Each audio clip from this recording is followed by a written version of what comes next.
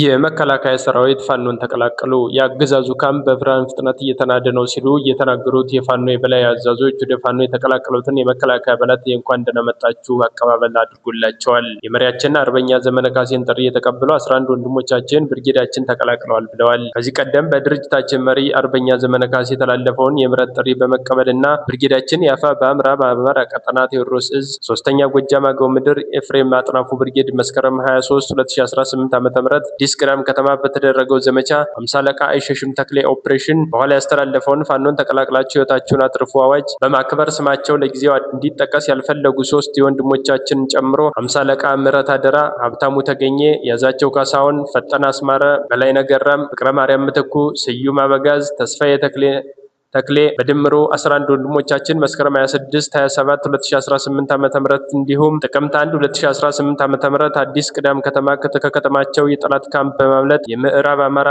ቀጠና ቴዎድሮስ እዝ 3ኛ ጎጃም አገው ምድር ኤፍሬም አጥናፉ ብርጌድን በሰላም ተቀላቅለዋል። መረጃውን ያደረሰን ይበልጣል ወይም እሳቱ ነው። በተያያዘ ዜና ጥቅምት 03 2018 ዓ.ም በወጣው መረጃ መሰረት መከላከያ ካምፑ ላይ ጥቃት በመፈጸም አመራሩን ጨምሮ መደምሰስ መቻሉን የፋኖ አመራሮች ገልጸዋል። እንጌታ ይፍታዬ 6ኛ ክፍለ ጦር ንጉስ ተክለ ሃይማኖት ብርጌድ ደብረ ማርቆስ ከተማ በመግባት ውሃጋን አካባቢ በሚገኘው የአረመኔው ሰራዊት ካምፕ ላይ ጥቃት በመፈጸም ጠላትን መደምሰስ ተችሏል ብለዋል። ራስ ቢትወደድ መንገሻ አቲከም 5ኛ ክፍለ ጦር አይበገሬው ቡሬ ዳሞት ብርጌድ አረመኔው ስርዓት ከቁጭ ወደ ቡሬ ከተማ ተዘርክርኮ ሲንቀሳቀስ ባጃጅ ተራ ላይ ደፈጣ በመያዝ ሳጅን መንግስቱን ጨምሮ በቁጥር በውል ያልታወቁ ጠላትን መደምሰስ ተችሏል ብለዋል። በሌላ ዜና አማራን የማውደም ሂደት ተጠናክሮ መቀጠሉ ተነገረ። ጥቅምት 02 2018 ዓ.ም በየቦታው ሽንፈትን እስከ አፍንጫው የተከናነበው የብርሃኑ ጁላ ሰራዊት እንዲሁም ሆዳም የአማራ አድማ ብተናና ሚኒሻ ዛሬ አፋብኃ ቴዎድሮስ እዝ 1ኛ ክፍለ ጦር ኮሎኔል ታደሰ ሙሉነህ ብርጌድ ቀጠና የሆነችው የሪም ከተማ የንጹሃን ማህበረሰብ በርካታ ወጣቶችን በማሰር በመደብደብ አካላዊ ጉዳት ደርሶባቸዋል። የአማራ የሆነን ሀብት ንብረት በሁሉም ቦታዎች ላይ በመዝረፍና በማውደም ያለ እረፍት እንቅልፍ አጥቶ እየሰራ ያለው ተላላኪው ሰራዊት ዛሬም በሜጫ ወረዳ ሪም ቀበሌ ላይ የ5 ግለሰቦችን ሞተር አውጥቶ ሜዳ ላይ አቃጥሏቸው ሄደዋል። ይህ የመጨረሻው የሽንፈት ምልክት መሆኑን በተግባር አሳይቷል ብለዋል። በአዲስ ዙሪያ ተሰባስበው አዝመራ ሲያርሙ የነበሩ ገበሬዎችን በድሮን ጨፍጭፏል። በዚህም ከ6 በላይ ገበሬዎች ሲሰዉ በርካቶች መቁሰላቸውን ከአካባቢው የደረሰን መረጃ አረጋግጦልናል። አገዛዙ ህዝብን በአደባባይ በስራ ቦታ እየጨፈጨፈ ያለውን ስርዓት ዓለም አቀፍ ማህበረሰብ ሊያወግዘው ይገባል ሲሉ ጨምረው ተናግረዋል። አቶ ሽመልስ አብዲሳ ምስጢር አወጡ።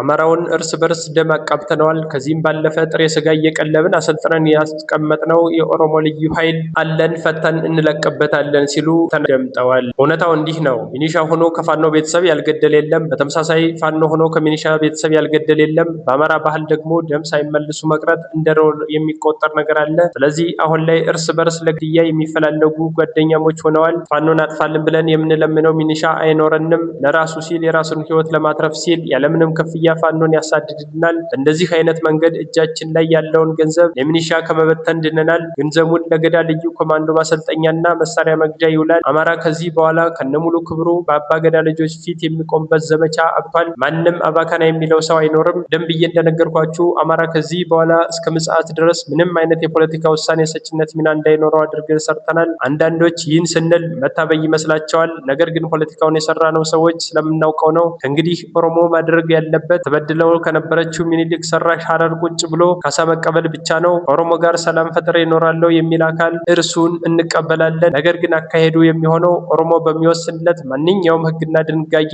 ሊመራ እንዲሁም ሊተዳደር አምኖ ከተቀበለ ብቻ ይሆናል ብለዋል። ይህን ካልተቀበለ ጥሬ ስጋ እያበላን አሰልጥነን ያስቀመጥነው ኦሮሚያ ልዩ ኃይል ፈተን እንለቅበታለን ማለት ነው በማለት ሽመልስ አብዲሳ የኦሮሚያ ገዳ ልዩ ኮማንዶ የምርቃት ስነ ስርዓት ላይ ተናግረዋል።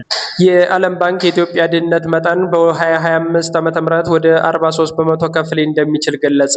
በፖለቲካ ለመረጋጋትና እርስ በርስ ጦርነት ላይ የምትገኘው ኢትዮጵያ ኢኮኖሚዋ ከዓመት ዓመት እያሽቆለቆለ እንደሚገኝ ዓለም ባንክ አስታውቋል። የዓለም ባንክ በኢትዮጵያ ያለውን ድህነት በተመለከተ አዲስ ግምገማ ባወጣው መረጃ መሰረት በአውሮፓውያን አቆጣጠር በ2016 ዓ.ም 33 በመቶ የነበረው የድህነት መጠን ተያዘው 2025 ወደ 43 በመቶ ከፍ ሊል እንደሚችል አስታውቋል። ይህም የዓመታት ለውጥን ወደ ኋላ የሚቀለብስ ነው ብሏል። የዓለም ባንክ እንደገለጸው ኢትዮጵያ ከሁለት አስርት ዓመታት በላይ ድህነትን በመቀነስ ረገድ ጉልህ እድገት ካሳየች በኋላ ባለፉት ጥቂት ዓመታት የተከሰቱ ውጫዊና ውጫዊ ተግዳሮቶች የኑሮ ደረጃው ላይ ተጽዕኖ አድርገዋል ብለዋል። እነዚህ ተግዳሮቶች ኮቪድ-19 ወረርሽኝ፣ የትግራይ ግጭት፣ ከፍተኛ ድርቅ፣ ጠቅላላ የሀገር ውስጥ ምርት ጂዲፒ እድገት መቀዛቀዝና የዋጋ ግሽበት ናቸው ብሏል። በዚህም ምክንያት የድህነት መጠኑን እንደ አውሮፓውያን አቆጣጠር በ2016 ከነበረው 33 በመቶ በ2021 ወደ 39 በመቶ ከፍ ማለቱን ገልጿል። በቀጣይ ዓመታትም የበለጠ ይጨምራል ተብሎ እንደሚጠበቅ የዓለም ባንክ አስታውቋል። የዋጋ ግሽበት በከተማ ነዋሪዎች ላይ ከፍተኛ ተጽዕኖ ያደረሰ ሲሆን አብዛኛው የገጠር ቤተሰቦችም ቢሆኑ ውስን በሆነ የገበያ ተሳትፎ ምክንያት ከምግብ ዋጋ ጭማሪ ተጠቃሚ ያለመሆናቸውን ገልጿል።